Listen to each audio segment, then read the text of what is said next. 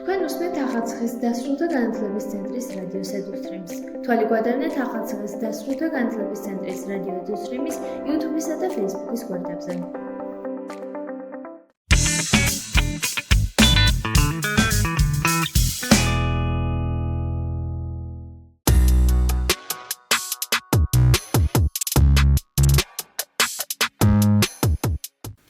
მოგესალმებით, მე ნანა ყავრალიშვილი ვარ. დღევანდელი ჩვენი პოდკასტის სტუმარი გახლავთ გიორგი თელიაშვილი. ჩვენი დღევანდელი თემა ეს არის ხელოვნური ინტელექტი. დღესდღეობით ყველაზე აქტუალური საკითხი, ვინაიდან ყოველდღიურ ჩვენს ცხოვრებაში აქტიურად გვხვდება სხვადასხვა гаджеტებში, სხვადასხვა სივრცეებში. ამიტომ გიორგი დაგვეხმარება, რომ უფრო ღრმად გავცეთ პასუხები იმ კითხვებს, რაც შეიძლება ჩვეულებრივ ისეთ ადამიანებს გვაწუხებდეს, რომლებიც კარგად არ ვართ გათვითცნობიერებული ამ საკითხში. მოგესალმებით გიორგი, მადლობა რომ ხართ ჩემი გადაცემის სტუმარი და მიხარია რომ დღეს იმ საინტერესო საკითხზე ვისაუბრებთ, რაც ყოველდღიურობაში გვხდება. მადლობა ნანა, მოგესალმები თქვენს მაყურებელს. პირველ რიგში მადლობას გადაგიხდით გადაცემაში მოწვევისთვის. ძალიან საინტერესო თემაა ნამდვილად ჩემთვისაც. და ვეცდები მაქსიმალურად ამომწურავად გავცე პასუხი შეკითხვებს, რომელიც იქნება დღეს. იქიდან გამომდინარე, რა ინფორმაციაც მე დავაგროვე და გავაზიარო თქვენს მაყურებელს. გიორგი, სანამ ეს უშუალოდ კითხვებზე გადავალთ, ალბათ საინტერესო იქნება მაყურებლებს უთხრათ, რომ შენ არ ხარ პროფესიით და არ არსებობს პროფესია, რომელიც AI-ს, ასე ვთქვათ, მოიცავს, თუმცა ხარ მოყვარულის დონეზე, რომელიც ჩვენზე უკეთ იცნობს ამ ეტაპზე ხელოვნურ ინტელექტს. ენთუზიასტი კი, დაგეთანხმები ეს AI მიუხედავად იმისა, რომ ყველა ამბობს, რომ AI ეს არ არის რაღაც ერთი კონკრეტული მიმართულება, საბოლოო ჯამში ეს AI დადის რაღაც კონკრეტულ ვიწრო მიმართულებებზე. მე ხო პროფესიით სწორედ აღნიშნე სხვა მიმართულებით ვარ, ბიზნეს ადმინისტრირების მიმართულებით, თუმცა რამოდენიმე წელია გარკვეულ დროს უთმობ, მათ შორის რომ რაღაცა სიღრმეებში ჩავსულიყავი და ვფიქრობ, რომ რაღაც სასარგებლო ინფორმაცია დამიგროვდა ასე თუ ისე, რომელიც შეიძლება საინტერესო იყოს თქვენი მაყურებლისთვის. უფრო გასაგებად რო ახსნათ რა არის AI. აი მანამდე 10 წლეულობის წინ, ეს უბრალოდ გვეგონა რომ რაღაცა гаджеტებია, ის ტელეფონია, რომელსაც Android-ს ყოველდღიურობაში ვიყენებ, თუმცა ის დღეს საერთოდ სრულიად სხვა რამეა. იმიტომ რომ რობოტებით შექმნეს AI, როგორც მახსოვს რამდენიმე თვის წინ წავიკითხე, რომ ხელოვნური ინტელექტის შემუშავებაზე მუშაობენ, რომ თუნდაც რაღაცა ემბრიონი გამოიყვანონ და მშობლისგან დამოუკიდებლად განვითარდეს.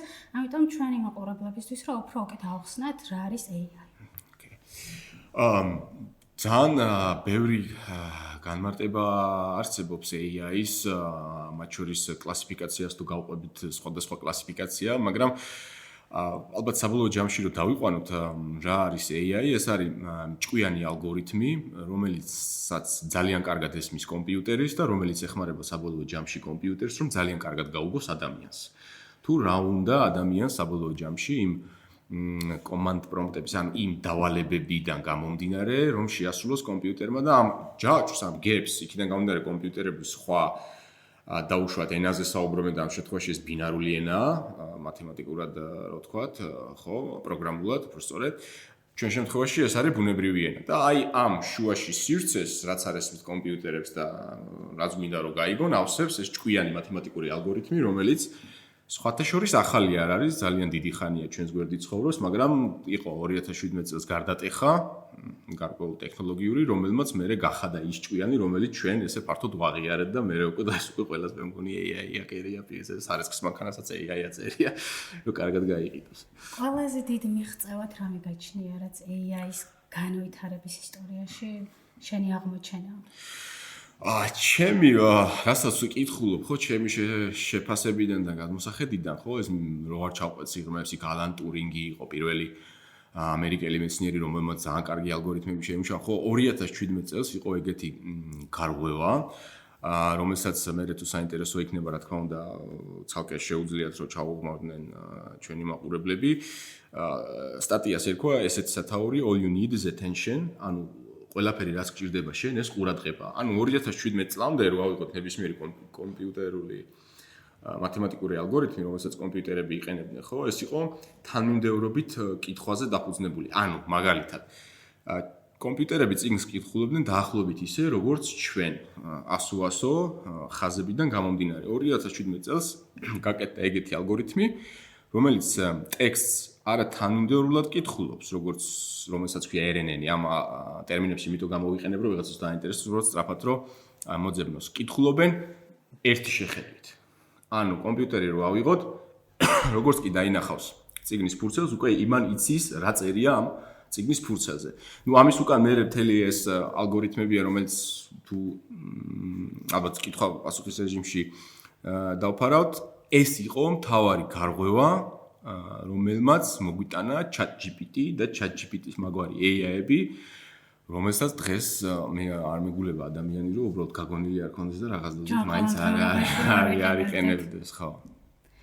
შენი აზრით, რა არის ყველაზე ასე ვთქვათ, შთამბეჭდავი შესაძლებლობა, რასაც ხელოვნური ინტელექტი გვთავაზობს? ჩემი აზრით, დროის დაზოგვა, რომელიც ალბათ ყველაზე ძვირფასია ამ ჭრილში თუ განვიხილავთ თითოეულ ადამიანისთვის, ხო?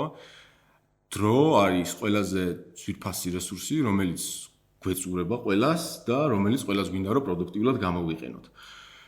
და ჩემთვის ყოველ შემთხვევაში აი ეს იყო ყველაზე დიდი შველა, თუ შეიძლება ასე ვთქვათ, რომ AI ზოგავს ძალიან მნიშვნელოვნად შენ დროს იმ ნაწილში, რაზეც შეიძლება დაგჭირებოდა კვირები და შეგიძლია გააკეთო დღეში ან რაღაც გარკვეულ ტასკებზე წუთებშიც კი რა. აი კონკრეტულად მაინც რას გვაქვს?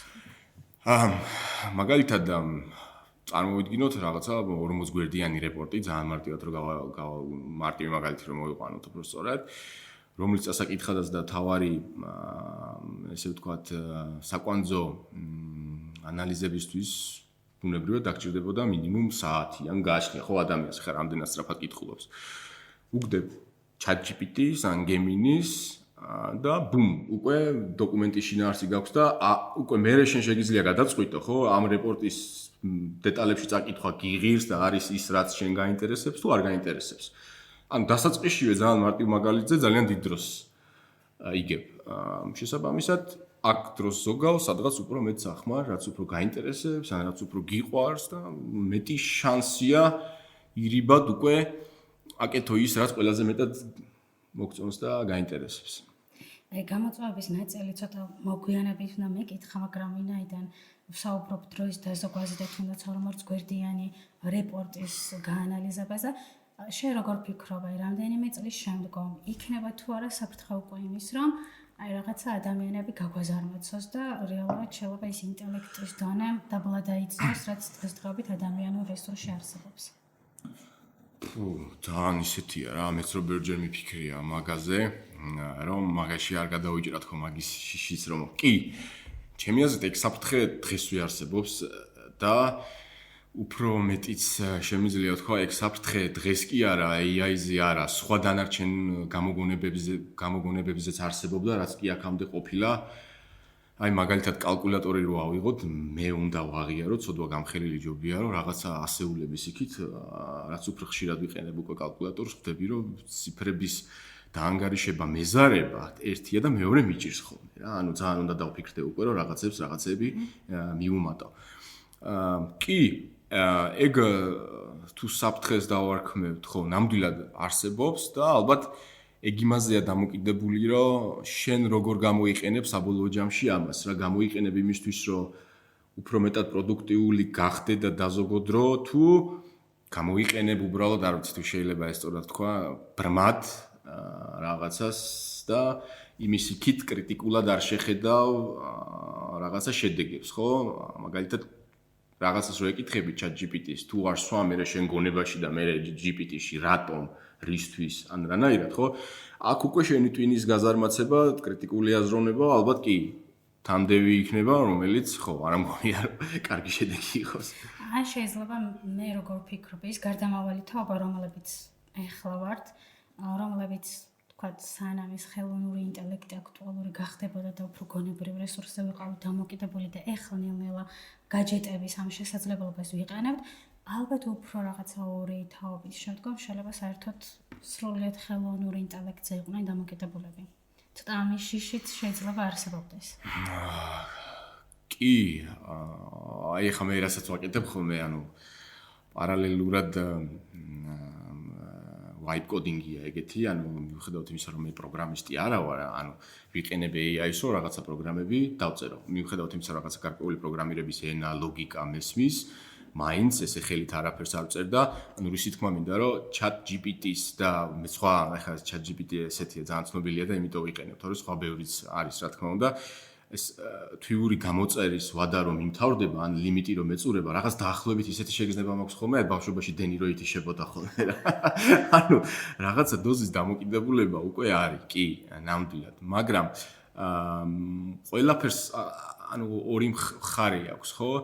ალბათ უკვე არჩევანის გაკეთება და ბალანსის დაჭერა უნდა შეეცადო რა, აი მაგ დამოკიდებულებასა და იმ პლუსებს შორის, რასაც ეს გაძლევს. აი ეგ არ უნდა გაგექცეს, თორე ხო, ალბათ მე უკვე ისეთია რა, დამოკიდებულებაში მე უკვე ინდივიდუალურად სხვადასხვა ეფექტი შეიძლება ქონდეს მაგას, ზოგისთვის უფრო დრამატული, ზოგისთვის უფრო ნაკლებად დრამატული.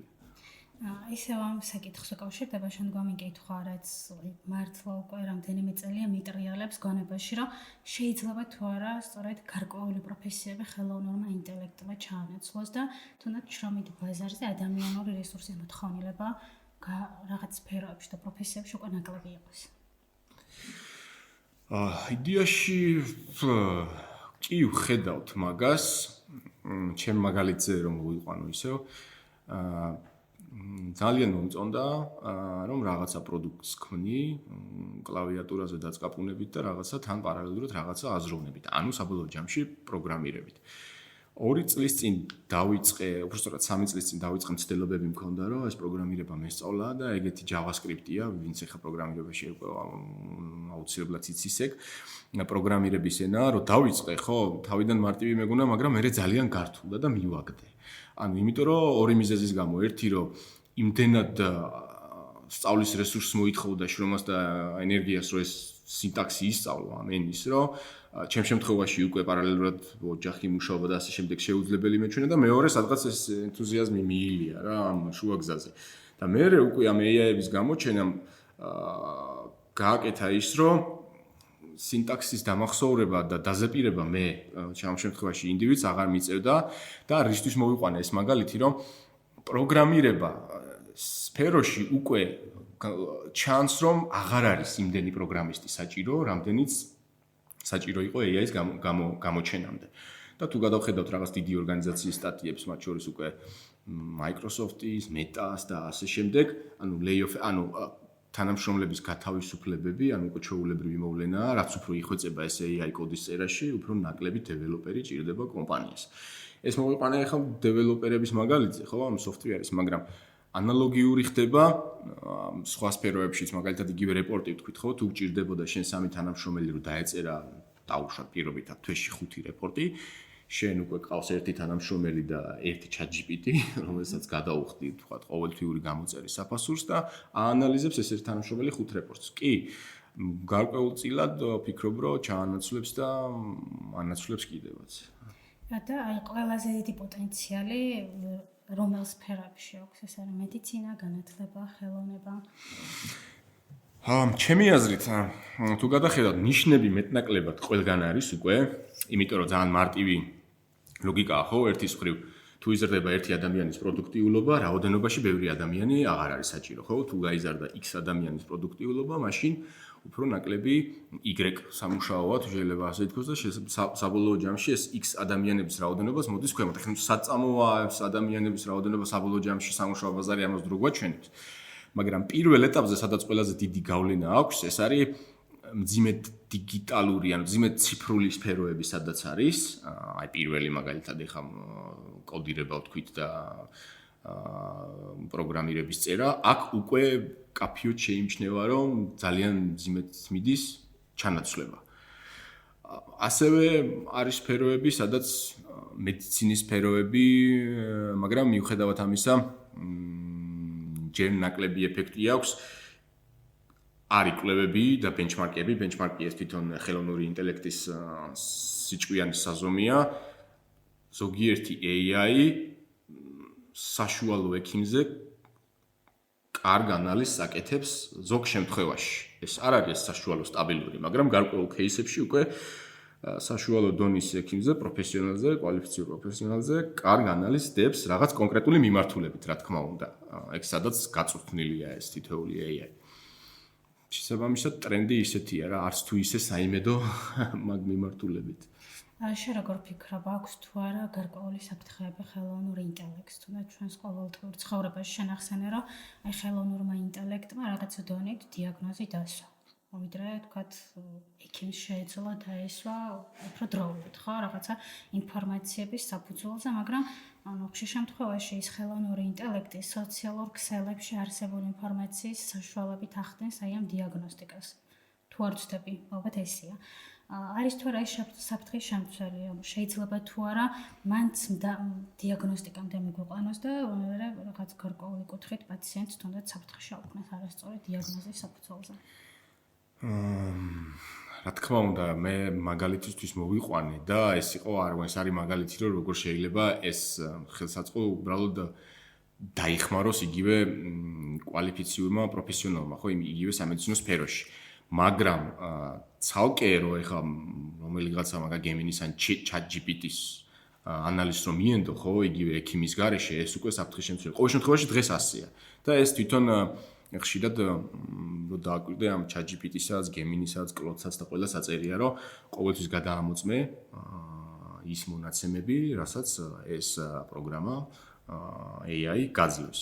ერთი ის, რომ თუ არ გადავამოწმებთ სავსებით შესაძლებელია რომ რაღაც სისულელე თუ შეიძლება ასე მოგწეროს და როცა მედიცინის სფეროს ეხება ეხა მან და უკვე ორი აზრი არ არის რომ უნდა გადაამოწმო და არ უნდა ენდო, იქ შეიძლება გამოიყენო ინფორმაციის მიღების მიზნით. ყოველ შემთხვევაში მე ესე უყურებ. მე რესაც წავალთ ეგ მეორე საკითხია და შეცდომას რო თავი დავანებოთ პირდაპირ საფრთხეები სადაც მოდის, მაგალითად კიბერუსაფრთხოება რო ავიღოთ. ერთის მხრივ ყველაფერს ორი მხარე აქვს, ერთის მხრივ რაღაც კოდის წერა გიადვილდება, მაგრამ მეორეს მხრივ malware, ანუ ვირუსების და დავირუსებული ფაილების წერაც გაადვილებულია მათ შორის და არის სახეზე შემთხვევები, როცა AI-ის დახმარებით ვიღაცები უფრო მარტივად წერენ დავირუსებულ ფაილებს, ესე შეიძლება რომ გამოვიყენოთ ეს ტერმინი. კიბერუსაფრთხოება უკვე სერიოზულია სფეროა.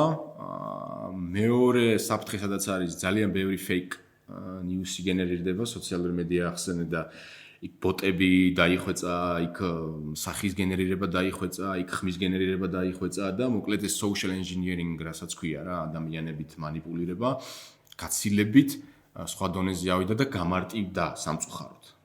კი, შესაბამისად ამისი უარყოფითი მხარეების დადებითთან ერთად საკმაოდ ისეთია რა. რამდენად მნიშვნელოვანია რომ არსებობდეს გარკვეული რეგულაციები და საერთაშორისო თანამშრომლობას ამ საფრთხეებთან დაკავშირებით ქონდეს თავისი ბერკეტები და რეაგირება. რეგულაციების კუთხით ალბათ მე მან კომპეტენტური არ ვიქნები რაღაც სიღრმეებზე რომ წავიდე მსჯელობებში, თუმცა ეს ზედაპირზე რომ დავრჩით რა მიმართულებებიც არის მან და ტრენდები. ევროკავშირი ერთ-ერთია რომელიც ცდილობს რომ დაარეგულიროს ეს AI საკითხები და დაიცვას მომხმარებლის უფლებები თავისი მოქალაქეების. მაგრამ რო გადავხედოთ სხვადასხვა მსჯელობებს, განხილვებს პარლამენტში და ასე შემდეგ ძალიან ნელა მიდის, გაცილებით იმაზე ნელა მიდის, ვიდრე AI ვითარდება.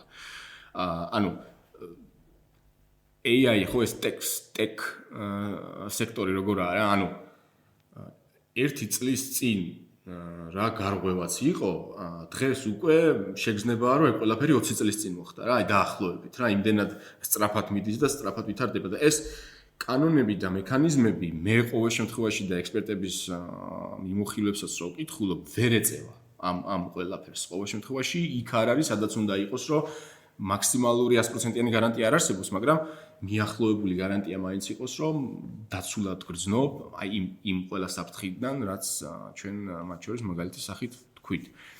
ანუ ორი საკითხია, ერთი მნიშვნელოვანია აუცილებლად და ამაზე ეს გააზრებული აქვს ძალიან ბევრ ქვეყანას, სახელმწიფოს და ამაზე მიდის მუშაობა, მაგრამ მეორე საკითხია, რამდენად ეწევა. აი ეს დაწევის საკითხის პრობლემა ნამდვილად არის დღის წესრიგში. იარგი, შენ ყოველდღიურობაში რა AI-ის სახეებს იყენებ და რაზე ვუშავებ ხომ, იმიტომ რომ შენ სოციალურ ქსელს რო თვალს ვადევნებ, ძალიან ბევრი უკვე გაცოცხლებული გმერები ვხვდები. ასევე შენს პოსტებსაც ვკითხულობ იმ საფრთხეებზე, თუნდაც აი რაღაცა დროის შემდგომ ჰოლივუდს ჩაანაცვლებს AI, სადაც შეგიძლება რომ დადგე და შენ შექმნა შენი გმერი დაწერო სცენარი და ფაქტიურად შენს მიერ გადაღებულ ფილმს უყურო. კი, ხო, ჰოლივუდი ჩაანაცვლოს ხო ისეთი შეიძლება ხო მაგალი განცხადება, თუმცა მე რომ მკითხო პერსპექტივაში არც თუ ისე, თუ ტრენდს შევხედავთ, რამოდენიმე მიმართულების არის ხო ეს AI თავისი სპეციფიკიდან გამომდინარე, მე ძირითადად ახლა გენერაციული AI-ის ვიყენებ ხოლმე,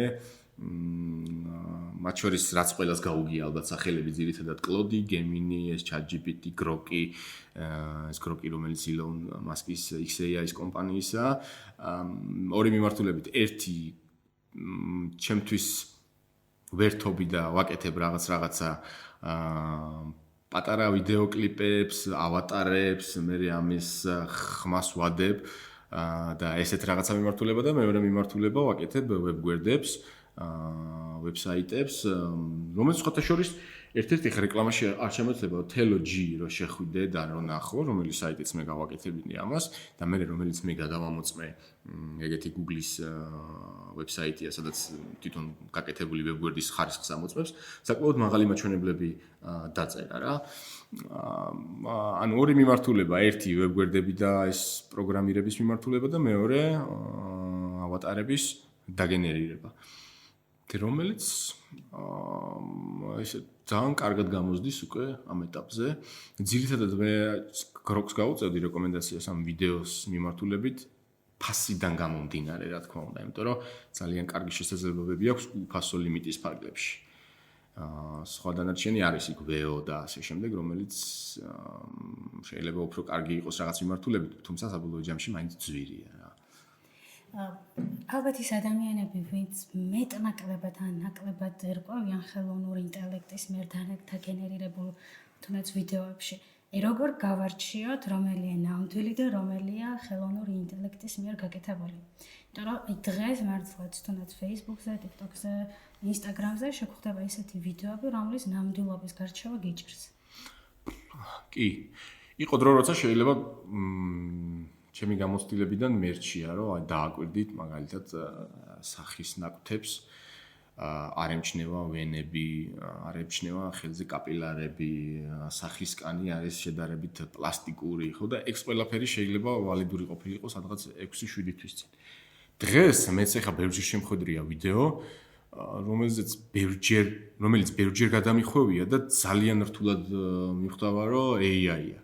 და კიდევ ისე ვითარდება, რომ ალბათ ერთადერთი გზა, რითიც შეიძლება რომ თქვა, რომ AI-ია ან არ არის AI, ისევ AI-ს ჩაუგდო. ან ისეთ პროგრამებს, რომელიც გეტყვის, რომ AI არის. მაგალითად, რაც ვახსენე, გროკი. გროკს რო ჩაუგდო ვიდეო, დიდი ალბათობით გეუბნება ეს დაგენერირებულია თუ არა AI-ის მიერ.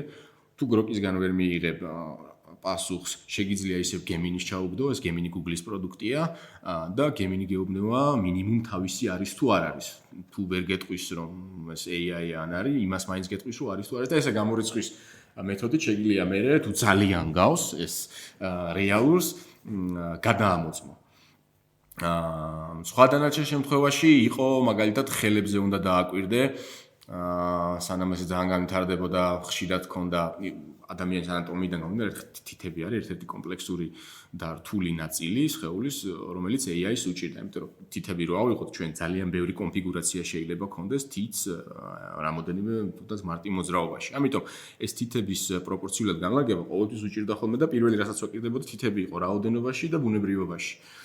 მეორე არის უფრო პროფესიონალები, ვინც ერკვევა და ვინც იცის გარემოდან გამომდინარე განათებას უყურებს ხოლმე, სინათლე როგორ ეცემა, როგორ აირეკლება, მაგრამ რაც გადის ყველაზე ამ შემთხვევაში ცუდი ის არის, რომ ამაში კარგი ხდება ეს AI-ც რა, ანუ ამ ფიზიკის კანონებს, ამ ტრენინგების შედეგად უფრო კარგად ამუღამებს და ამისი ჩვეულებრივი თვალით გარჩევაც უკვე რთული ხდება და ამიტომ ერთადერთი გზა რჩება ხოლმე, ერთადერთი არა, რომ ისევ AI-ს კითხო არის თუ არა AI.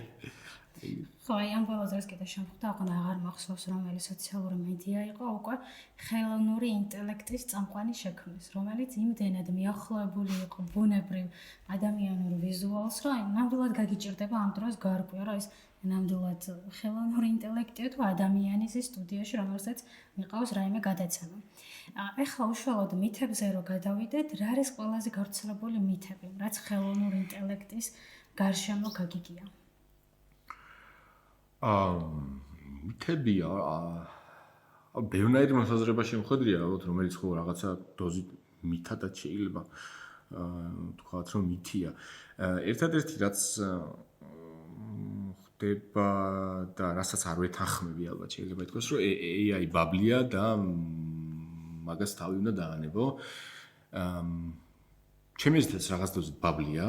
ხო რა, იმიტომ რომ ეხლა დასაწყისში აღნიშნეთ რომ სარეცხის მანქანას რომელიც არანაირად AI არ არის ხო უბრალოდ რასაც უნდა ჩაასხო დააწვე უნდა დატრიალდეს რანაირად ეხლა AI ადრეც ეგ იყო 2022 წლამდე 2017 წლამდე და ეხლაც უბრალოდ დაწერილი AI ბაბლია მაგიტომ გონია რომ ბაბლია მაგრამ თუნდაც ეს ბაბლი იყოს ხო რაღაცა დოზით მართლა აქვს ის სიკეთეები რასაც ჩვენ ვისაუბრეთ რომელსაც მინიმუმ შენი პროდუქტიულობის გაზრდა შეუძლია და ამიტომ მაგ ნაწილში მითი რამდენად არის არ ვიცი მაგრამ არ ვეთანხმები რა მიუხედავად იმისა რომ შეიძლება რაღაცა ბაბლი იყოს უნდა გამოწურო იმის მაქსიმუმი რასაც ეხა ის ტექნოლოგია იძლევა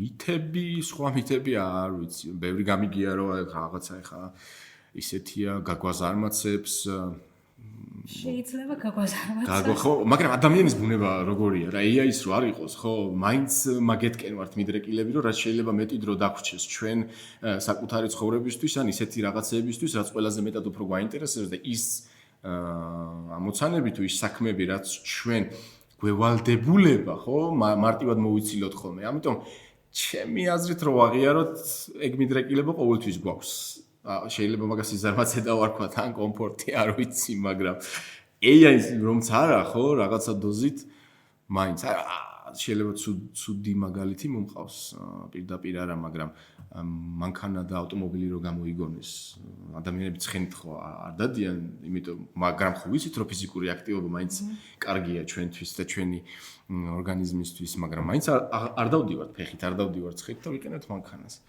ხო, ანუ საბოლოო ჯამში რაღაცა დოზით მაინც ჩვენზეა დამოკიდებული რა დონემდე გავაზარმაცებინებთ თავს ამ თუ იმ ტექნოლოგიას მათ შორის AI-ს. გიორგი, როგორ ხედავ AI-ს უახლოეს 10-20 წლის პერსპექტივაში? შენი წარმოდგენით რა რეალობას შეგვიცვლის? დღევანდელობა რამდენად შეიცვალა? და რა სფეროებში? Okay.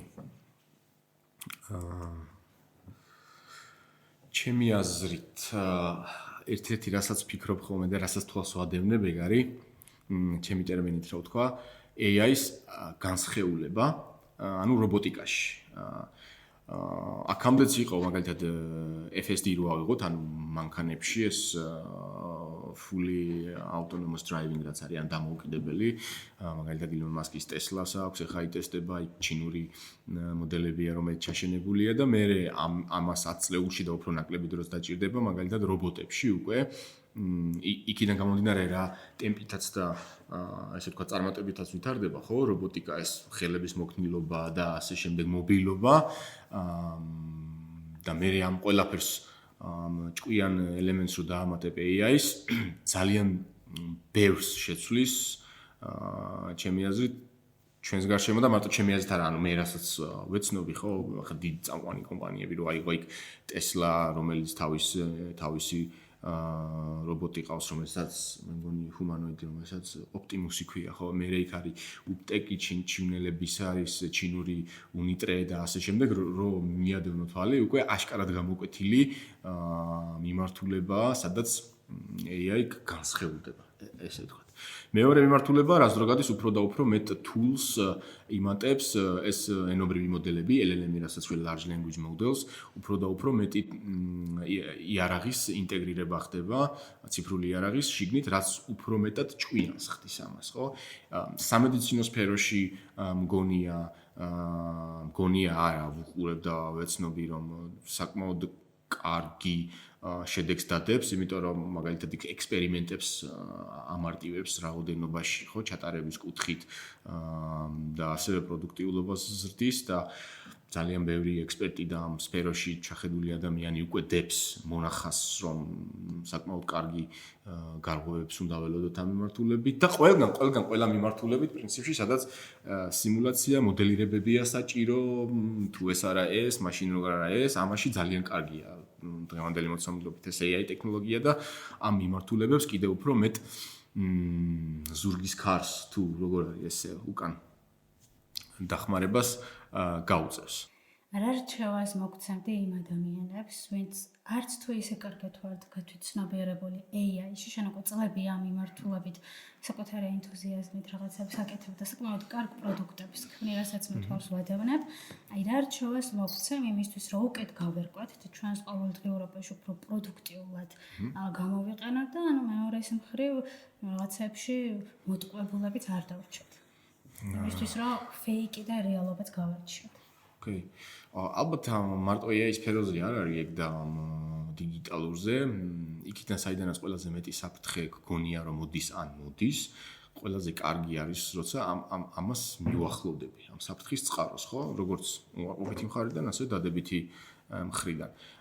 ანუ ისე თქვა მინდა რომ საბოლოო ჯამში რაღაცა დოზით უნდა გამოიყენო, უნდა გაიგო რა ტექნოლოგია, პრაქტიკაში გამოიყენო, რაც მთავარია და მე უკვე გაცილებით უფრო კარგად დაინახავ უარყოფით მხარესაც, რა თქმა უნდა, მიხვდები შენ რომ რა მაქსიმუმ რისი გამკეთებელია და სად არის ამ ტექნოლოგიის ლიმიტი და მე უფრო მეტად მომზადებული და აღჭურვილი შეხვდები ჩემი აზრით იმ მანკიერ მხარეებსაც, რაც შეიძლება ამ ტექნოლოგია მოიტანოს. იგივე fake news-ებთან ბრძოლის კუთხით, ეხლა შენ რო გაქვს წარმოდგენა, რამდენად რეალისტური ფოტო შეიძლება დააგენერიროს ან ვიდეო რომელიღაცა ერთმა კონკრეტულმა პროგრამამ, მე უკვე როგორც კი რაღაცას გადააწყდები და ლოგიკაში და მოვლენათა ჯაჭვში არ ჯდება, ხო, პირველივე შენ მკითხოს დასვამ, შენ თავთან რომ არის თუ არა ეს ნამდვილი. როცა არ გაქვს ინფორმაცია, არ იყენებ ახლოს არ ხარ, რა თქმა უნდა, იმისი რისკი უფრო მაღალია, რომ ეს მიიღო როგორც რეალური. შესაბამისად, საბოლოო ჯამში ალბათ მეტად გამოვიყენოთ, მიუხედავად იმისა, რომ რაღაცეები შეიძლება არ გჭირდეს, მეტად გავესწროთ ამ ტექნოლოგიებს და მე უფრო თავისთავად მოვა ეს რაღაც ცოდნა და გამოცდილებაც. ერთ-ერთი კითხვა, რაც თავში მინდოდა მეკითხა, მაგრამ კარგია რომ ახლა გამახსენდა, ეს არის უფასო ვერსიები, რომელიც შეგვიძლია რომ გამოვიყენოთ. ანუ რას გაუწევდი რეკომენდაციას და ეს უფასო ვერსიები კონკრეტულად რა საქმიანობას შეგვიძლია რომ გამოვიყენოთ. ეს უფასო ვერსიები ისეთია რა იცი ჩემზე კარგად უფასო სათაგურშია რაღაცა ცნობილი გამონათქვამი რა უფასო რეალურად არ არის ეგ არის ხოლმე დიდი კომპანიების მხრიდან ის რომ რაღაცა მოგატესტინონ იმიტომ რომ მოგეწონოს საბოლოო ჯამში და მერე გადაიხადო ამაში ფული თუმცა ეს ნაწილიც ჩვენ სასიკეთოდ შეიძლება გამოვიყენოთ თავიდან გაცილებით უფრო გულუხვები იყვნენ ეს კომპანიები ეს GPT და Gemini რომელიც უფასოდ უფრო მეტ შესაძლებლობას გვთავაზობენ ეხლა რას დრო გადის უფრთხილდებიან თავის სერვერის ხარჯებს და უფრო ნაკლები ლიმიტებია, მაგრამ აი ზუსტად ეს უფასო ლიმიტებია იმისთვის, რომ გაეცნოთ თუნდაც. კითხო GPT-ც, Gemini-ც საკმაოდ კარგად ამეტყველდნენ ქართულ ენაზე. სხვათა შორის GPT-ს რაც შეეხება, ახალი ვერსიები და მოდელები მაგის კარგად ვერ საუბრობს ქართულად.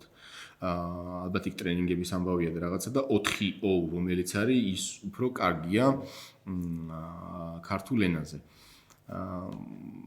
Gemini-ს აქვს ძალიან კარგი უფასო ლიმიტები და ეხლა მიმდინარე პაკეტი რაც იყო 7 ლარად თვეში Google-ის სერვისების გამოწერა, მე ყოველ შემთხვევაში გამოვიწერე ეს შანსი არ გაუშვხელიდან და თუ კიდევ არის ვინც დაინტერესებულია ურჩევდი რომ გამოიწერონ, ეგ შანსი არ გაუშვან ხელიდან და მე უკვე საკითხებიდან და ტასკებიდან, ანუ ამოცანებიდან გამომდინარე უკვე მიხვდება თვითონ ვინც გამოიყენებს ამას, რაში შეიძლება წაადგეს და რაში არა. მე თუ უღირს რა თქმა უნდა გადაიხდის 20-დან 25 დოლარამდე 1-2-30 დოლარამდე მერყევს თვიური გადასახადი. უკვე თავისი დაღეგეთი. გიორგი, ძალიან დიდი მადლობა საინტერესო და ამომწურავ ინფორმაციის გაზიარებისთვის.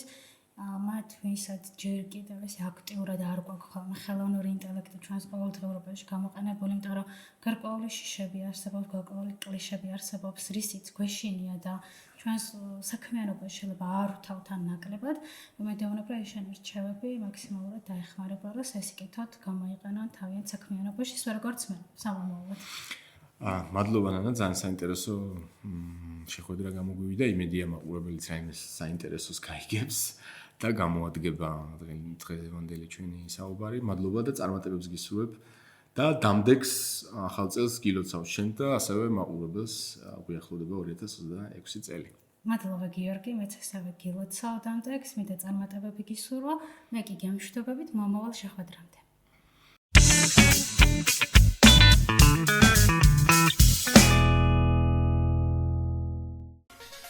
გადაცემა მომზადებულია ახალწლის დასრულთა განათლების ცენტრის მიერ პროექტის რადიოს ძალის ფარგლებში. რადიო ფუნქციონირებს გერმანიის საგარეო საქმეთა სამინისტროსა და დილების საერთაშორისო მხარდაჭერით. თვალე გვადანეთ ახალწლის დასრულთა განათლების ცენტრის რადიო დისტრიმის YouTube-ისა და Facebook-ის გვერდებზე.